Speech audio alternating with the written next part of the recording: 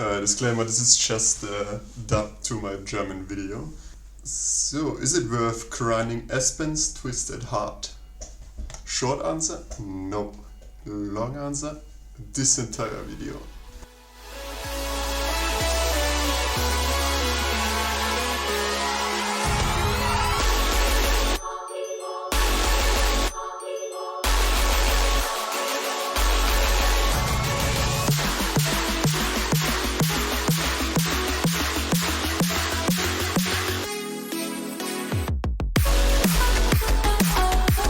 So what can the thing do?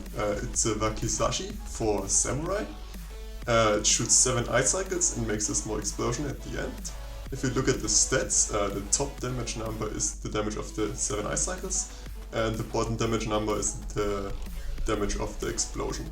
The ice cycle damage scales with wisdom, and the bottom left ice cycle is really hard to hit, so I will not take it into consideration when I calculate the damage. So here's a small graphic. If you look at the end, the 7th ice cycle doesn't even reach the middle. And let's get into the trap damage. It's quite low and has a small radius. It also scales with vitality and not wisdom like the ice cycles. So I calculated the damage of the Wakizashi. I can't use the dummies in the guild hall because the ice cycles hit the wall. So to maximize the damage you need a wisdom build and to reduce mana cost, and with that you do 2300 damage, and with a DPS build the damage goes down to 1800. So it doesn't sound too bad, right? But we need to consider that it's Wakizashi costs 120 mana, doesn't give any stats, doesn't do exposed,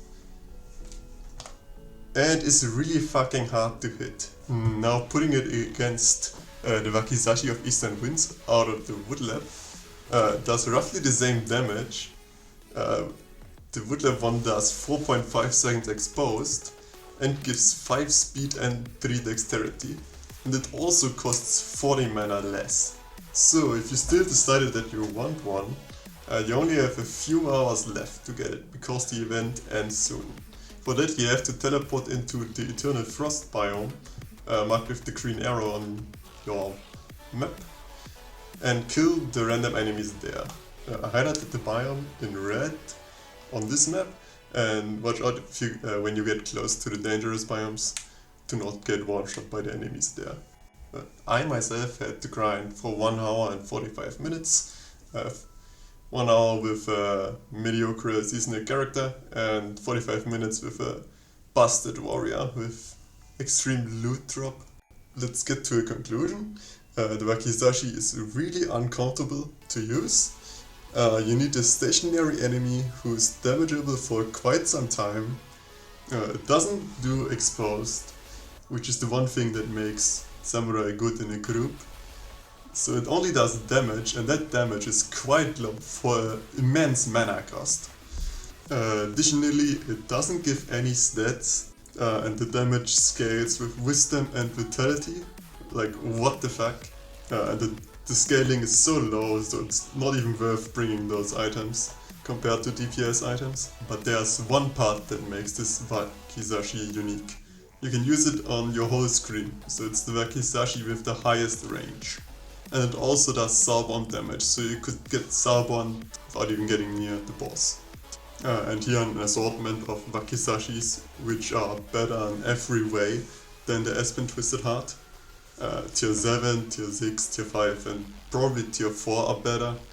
The Shaden's Waki of course, the Cube Waki is nice, the Train Waki is pretty sexy.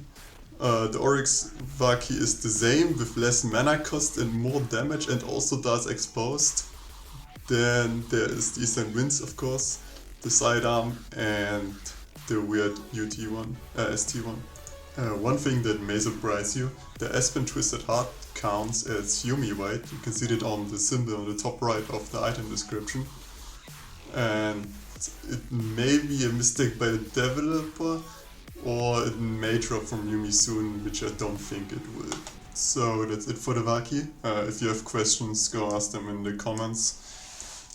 Probably making a review for all of the Biome whites because I'm learning right now how to edit videos, so the quality can only go up. If you have feedback that's not too obvious that I didn't realize it myself, write them down in the comments as well.